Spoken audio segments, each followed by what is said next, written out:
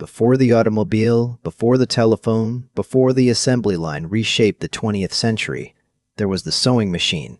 And before the sewing machine became a global industry, there was one of the most ferocious legal battles in American history between two men who despised each other and, in the end, were forced to share a fortune neither could have built alone. This is the story of Elias Howe and Isaac Singer. Elias Howe was born in 1819 in Spencer, Massachusetts. He trained as a machinist and by the early 1840s was working in Cambridge at the shop of a scientific instrument maker named R.E. Davis. The story goes that someone in the workshop joked that whoever built a working sewing machine would make their fortune. Howe decided to find out if that was true. The core mechanical problem was this. A human hand sewing pulls the needle all the way through the fabric, loops the thread, and returns. A machine cannot replicate that motion at speed, so the whole approach had to change. Howe's solution was the Lockstitch. He moved the eye of the needle from the tail to the point, pushed the needle only partway through the fabric to form a loop, then used a second thread carried on the shuttle beneath the fabric to lock that loop into place. Two threads, interlocked from above and below. It was fast, strong, and mechanically reproducible. On September 10, 1846, the United States Patent Office granted Howe patent number 4750. What followed was not success. No American manufacturer would license the design. Howe sent his brother to England to try to sell it there while he stayed behind and watched his finances collapse. He pawned the patent model. He couldn't sustain his family. When he finally did get to England himself, he ended up working for the man who had licensed his design for the equivalent of a wage, with no royalties. By the time he returned to the United States in 1849, he was broke and his wife had died while he was away. He came back to find that the sewing machine industry had taken off without him, and that multiple manufacturers were using his Lockstitch without paying him a cent. Isaac Merritt Singer is one of the more colorful figures in 19th century American business, and not in ways that reflect well on his character. He maintained multiple families in different cities simultaneously, fathered an estimated 24 children by several different women, and ran his business affairs with the same disregard for rules that he applied to his personal life. He had worked as both an actor and a machinist before turning his attention to sewing machines around 1850. What Singer brought to the table was not originality. Working with a business partner, lawyer Edward Clark, Singer sat down with a machine built by a Boston inventor named Orson Phelps and spent roughly 11 days redesigning it into something significantly more practical. Earlier machines had been horizontal, fragile, and difficult to operate. Singer's version used a vertical needle, a continuous feed mechanism that moved the fabric automatically, and a foot treadle that freed the operator's hands. It was faster, more reliable, and easier to use than anything currently on the market. Singer filed for his patent in 1851 and founded I.M. Singer & Company. The problem was straightforward. The Lockstitch at the core of Singer's machine was Elias Howe's invention, and Howe's patent was still active.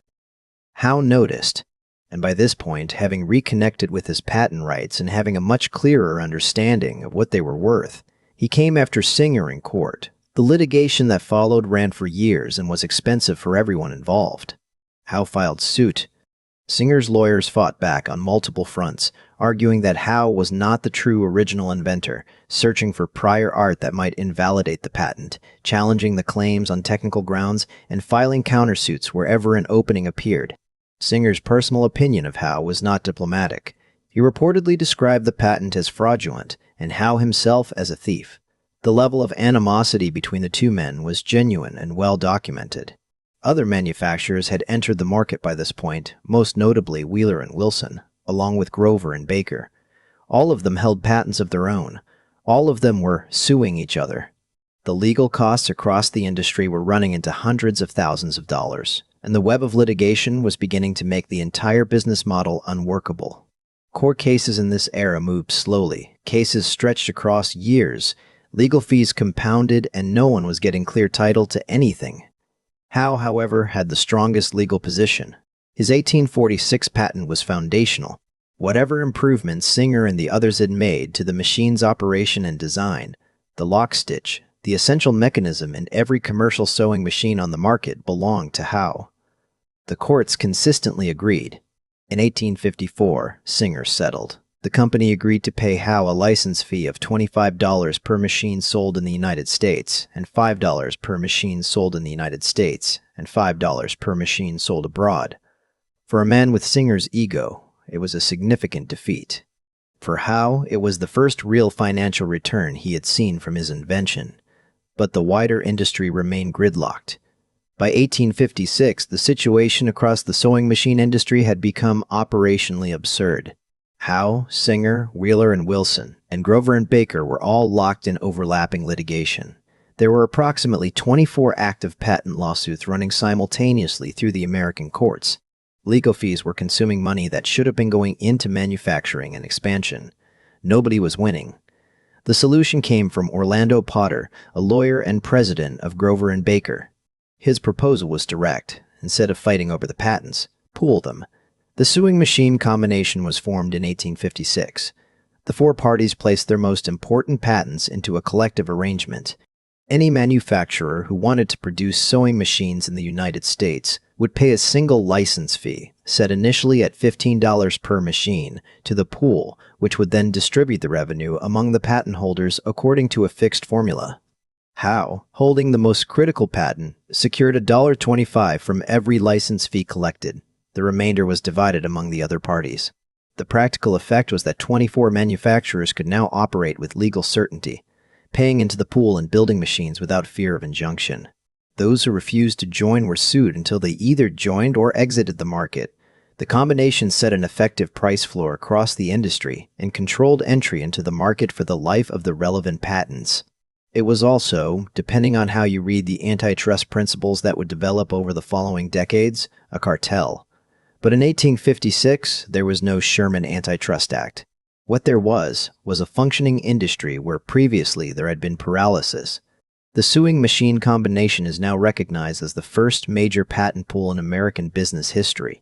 It established a template that the automobile industry, the aircraft industry, the radio industry, and dozens of others would follow in the decades ahead. Once the combination was operational and the legal fighting stopped, the sewing machine market grew rapidly. The machine was becoming the first complex mechanical consumer product actively marketed to ordinary households, not factories, not tailoring shops, but private homes. Singer's company, under Edward Clark's commercial direction, pioneered the installment payment plan for consumer goods, allowing families to purchase a machine worth several weeks' wages by paying a set amount per month. It was a significant commercial innovation that expanded the addressable market substantially. By the early 1860s, Howe's original patent, which had been extended, was generating royalty income estimated at $4,000 per week in its final years. He used a portion of that money to personally equip a regiment of infantry during the Civil War, paying for the men's kit out of his own funds. He died in 1867, the year his patent expired, at 48 years old. His estate was valued at approximately $2 million. Singer himself stepped back from the company in 1863. His personal life had become a serious liability.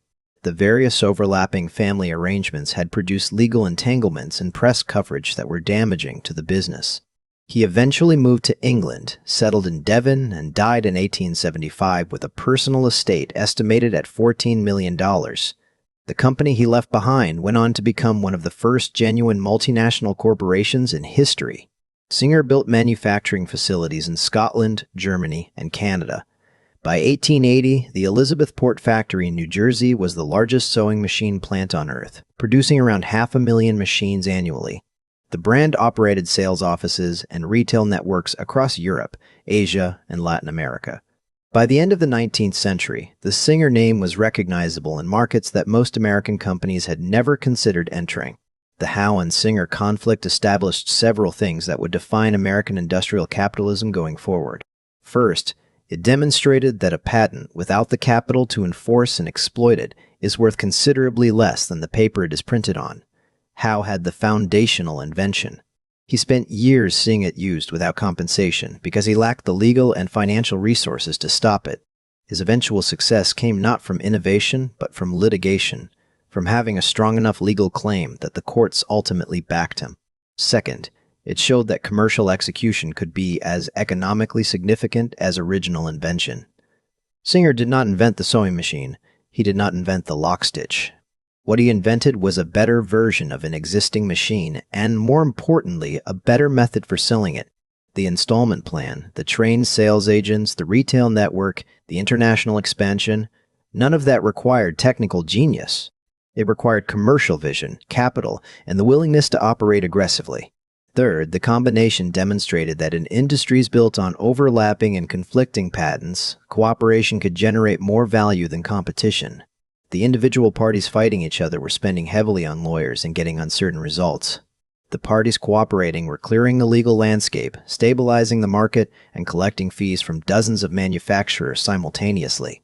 The same dynamic played out in the early automobile industry, where overlapping engine patents created a gridlock that was only resolved by forming a patent pool in 1915.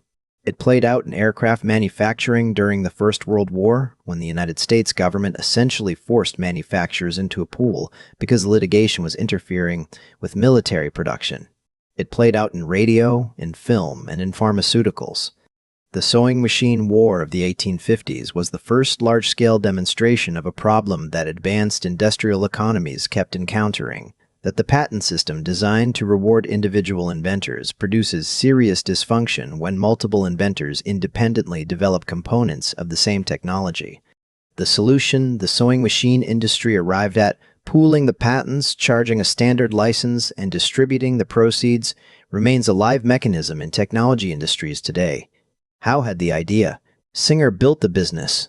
The fight between them cost both of them years and significant money. The resolution of that fight produced a legal and commercial structure that shaped how industries handle intellectual property to this day.